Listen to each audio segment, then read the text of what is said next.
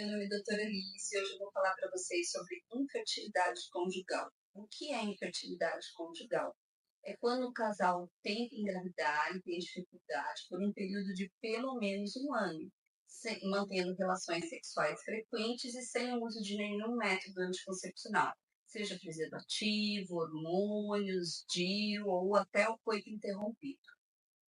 A infertilidade ela pode ter causas femininas, masculinas ou dos dois.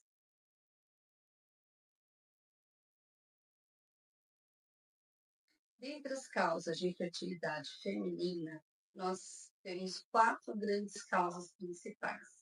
Uma delas é hormonal.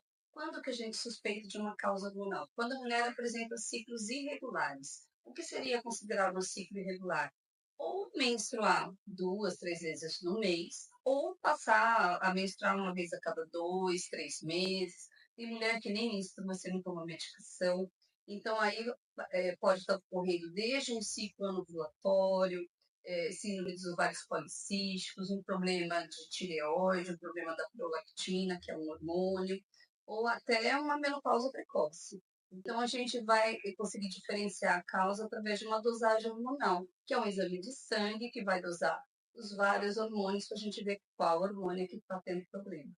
Então, essa seria uma das causas. A outra causa principal são as causas tubárias. Normalmente, nós temos duas trompas, né? Então, a mulher ela tem duas trompas, uma de um lado e uma do outro, né? Então, a obstrução tubária ela pode ser consequência de um processo inflamatório pélvico, que na maioria das vezes é consequência de uma doença sexualmente transmissível, né?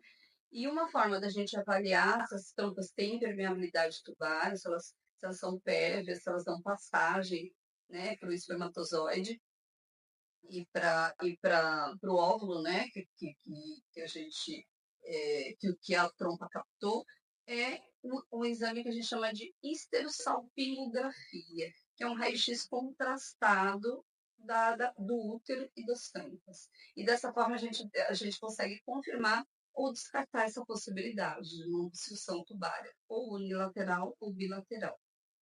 Outra grande causa de infertilidade são as causas uterinas, né? Que seriam as malformações uterinas, as alterações uterinas que podem estar causando a infertilidade. Então, miomas, pólipos, um útero sectado, um útero bicorno, que são alterações que causam ou mesmo a infertilidade mesmo, ou de repente até a mulher engravida, mas acaba não conseguindo segurar a gravidez, né? Então, a gente consegue fazer esse diagnóstico através de ultrassom, ressonância magnética, que são exames que podem avaliar de uma forma mais eficaz o formato uterino, a cavidade uterina, e confirmando essas alterações. Outra grande causa, e talvez até uma das principais, né, seria a endometriose. Então, até uns anos atrás, há uns 20, 30 anos atrás, quando a gente não achava nenhuma outra causa, a gente concluía que era endometriose. Por quê? Porque a gente não tinha formas de avaliar a endometriose. Hoje em dia, o exame considerado padrão ouro para diagnóstico de endometriose é a ressonância magnética. E quando a gente suspeita de endometriose, principalmente quando a mulher apresenta ciclos menstruais muito dolorosos, então aquela cólica menstrual que antigamente a gente considerava como normal, hoje em dia já faz suspeitar de endometriose. E o melhor exame para diagnóstico é a ressonância. Muitas das vezes você faz uma ressonância, faz um ultrassom, a ressonância confirma e o ultrassom não vê absolutamente nada. Então, o melhor exame para diagnóstico realmente é a ressonância. Tá? Então, as causas principais de infertilidade feminina são essas.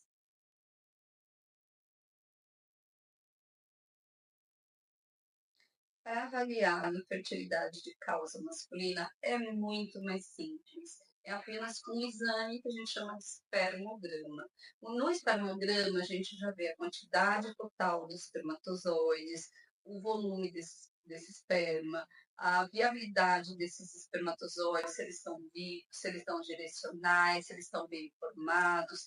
Então, com esse exame simples, a gente consegue avaliar a parte masculina. E se o espermograma está ruim, então normalmente a gente faz uma espermocultura estuda também para ver se é um processo infeccioso ou aumenta-se o grau de investigação, seja com a parte hormonal, seja com mutação do saco escrotal, para ver qual é a causa dessa diminuição da qualidade do esperma. E às vezes, gente, é um pouquinho aqui, um pouquinho ali. Então, às vezes, a causa não é somente feminina, não é somente masculina, né? Vários fatores interferem nessa fertilidade, então, desde a idade dos dois, né, a idade materna, a idade paterna, hábitos como o uso de cigarro, bebida alcoólica, o sobrepeso, ou até o baixo peso excessivo, atividade física excessiva, tudo isso prejudica a qualidade dos gametas, vamos dizer, então, tanto femininos quanto masculinos. E quanto ao tratamento? O tratamento vai ser corrigir a causa, né? Então, se é uma causa hormonal, corrigindo esse problema hormonal, se é uma causa de uma obstrução tubária, então, se realmente não for um problema que dê para ser resolvido, então, parte para uma fertilização, né, que é um processo feito in vitro, né, em laboratório, onde se faz um embrião de laboratório e coloca esse embrião dentro da cavidade uterina. Se é um problema de malformação uterina, então tenta se corrigir cirurgicamente essa alteração. Se é um septo, fazer uma retirada de septo de esteroscopia. Se é um mioma submucoso, retirada do mioma, retirada do pólipo. Se é um mioma, se é um problema de mioma uterino, tentar reduzir o número de miomas para ver se consegue, de repente, assim, melhorar a possibilidade de engravidar. Se é, de repente, um problema de endometriose, endometriose tem tratamento clínico e tratamento cirúrgico. Então, eles conseguem estar resolvendo essa endometriose com um tratamento adequado, dependendo do grau, claro. E assim, e quando realmente é uma causa mais difícil, assim, principalmente da parte feminina, então parte-se para a fertilização. E como eu falei, é um embrião que é produzido em laboratório através da união dos gametas feminino e masculino, masculino através da coleta do sêmen, né, do esperma, e o feminino através de captação de óvulos por indução de ovulação e captação por punção. E aí, assim, coloca-se esse embrião pronto dentro do útero preparado com hormônios para poder estar levando essa gravidez para frente. Quando o fator masculino, corrigindo a causa masculina também. Então, se é uma infecção tratando o processo infeccioso, se é um problema hormonal dando hormônio para poder melhorar esse esperma, quer dizer, tentando corrigir a causa, se é uma varicocele, se é um problema de varizes na região do saco escrotal, fazendo um tratamento cirúrgico, quer dizer, então é uma forma de você resolver. E às vezes até assim a dificuldade de engravidar sei lá, é uma questão de repente não estar tendo relação no dia fértil, no dia certo. Então tem a questão também do coito programado, de ver como que é o teu ciclo, o teu dia provável de ovulação e ter uma relação, ter relações sexuais mais frequentes no período fértil, quer dizer, às vezes uma coisa simples consegue corrigir essa dificuldade. Porque também, assim, não basta ter relação, tem que ter relação no período certo, senão isso diminui a chance de engravidar. Então, se não tiver uma frequência boa, se tiver relação de vez em quando, se não for no dia fértil, quer dizer, tudo isso vai causar uma certa dificuldade. Até por isso que a gente aguarda pelo menos um ano para ver se realmente esse casal está tendo dificuldade de engravidar ou se de repente é porque não coincidiu, né? E tem a questão da idade, gente, é o que eu falo, hoje em dia é um dos grandes empecilhos que a gente tem, porque as pessoas têm priorizado muitas coisas na vida antes de formar uma família. Então, o trabalho, a profissão, adquirir um carro, uma casa, quer dizer, então colocam muitos planos na frente do plano de ser mãe, de ser pai, e isso, de uma certa forma, atrapalha, porque a gente sabe que a fertilidade, principalmente feminina, ela diminui à medida que os anos vão avançando. Então, a idade ideal biológica é de 20 a 30 anos. E depois dos 35, a gente sabe que essa fertilidade vai caindo. Claro que isso é uma coisa muito individual. Tem casais que tentam aos 40 e engravidam super rápido. E tem casais até mais novos que já têm dificuldade. Então, é uma coisa muito individual de cada casal. Mas, de qualquer forma, assim, o que a gente pode minimizar em termos de de atrapalhar esse plano futuro, a gente tenta, né? E a gente, como profissional, a gente tenta orientar. Mas é claro, tudo tem o seu momento, não é por isso que a gente vai querer, né, colocar o carro na frente dos bois e engravidar mesmo sem ter uma estrutura para isso. Mas a gente sabe que realmente, assim, biologicamente falando, à medida que os anos vão avançando, principalmente para nós mulheres, a situação vai se complicando.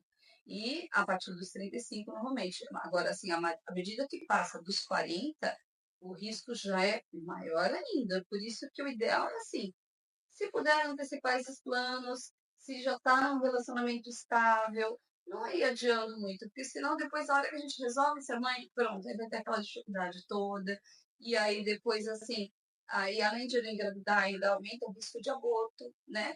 Porque o risco de abortar, à medida que os anos vão passando, somente depois dos 40, já é de 20%, né? Diferente de uma mulher mais jovem com risco de 15%, 15 em 100 que engravidam, abortam, e a partir dos 40, 20 em 100 abortam. Então, assim, vai aumentando à medida que os anos vão avançando. Aos 42 é mais, aos 45 mais ainda. E aos 48, por exemplo, já às vezes nem consegue engravidar de jeito nenhum.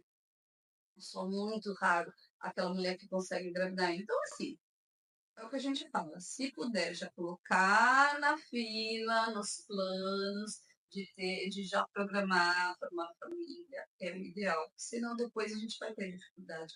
E é o que eu já ouvi de muita paciente, tipo assim, a medicina está tão avançada. Será que a gente vê assim, atrizes engravidando depois de 50? Mas, gente, vocês têm que ver se realmente é com óvulo próprio, se não é com óvulo de doadora, porque a medicina realmente tem avançado, mas tem avançado com técnicas assim. Às vezes a gente não consegue engravidar com óvulo próprio, tem que recorrer à ovo doação. E o homem também é a mesma coisa, a doação de esperma. Então, acho que assim, o homem é até um pouco menos, porque na verdade ele só vai ter um problema maior somente depois da andropausa, vamos dizer, que depois de 60. Mas a mulher não, a fertilidade já vai caindo antes, né? Principalmente depois dos 40. Então, por isso que a gente tem que realmente já antecipar. E, além disso, ainda tem a questão da menopausa, né? Porque a menopausa, ela surge a partir dos 40. Pode ser com 40, pode ser com 45, pode ser com 50. Mas eu já tive paciente mais nova, uma paciente com 38 anos que entrou na menopausa precoce. Então, a gente não pode, assim, não tem um exame que codifique isso. Tipo assim, você vai entrar na menopausa com 42. Não existe. Então, por isso que o que a gente pode fazer em termos da gente se antecipar é melhor. Em termos de avanço assim, da medicina, então a gente tem as técnicas de congelamento de esperma, congelamento de óvulos, que é uma forma de você adiar para uma data futura o plano de ser mãe, de ser pai. Mas isso, assim, já pensando em estar utilizando através de fertilização, né? Então, não é um procedimento barato, um procedimento caro, você tem que manter esses óvulos congelados, e depois fazer uma fertilização. Então, não dá para você utilizar de forma natural, né? Mas é uma possibilidade, é uma coisa que algumas pessoas têm lançado mão, principalmente nos casos de oncologia, né, vai fazer uma quimioterapia, porque nesses casos costuma comprometer a qualidade dos gametas, né, tanto masculinos quanto femininos.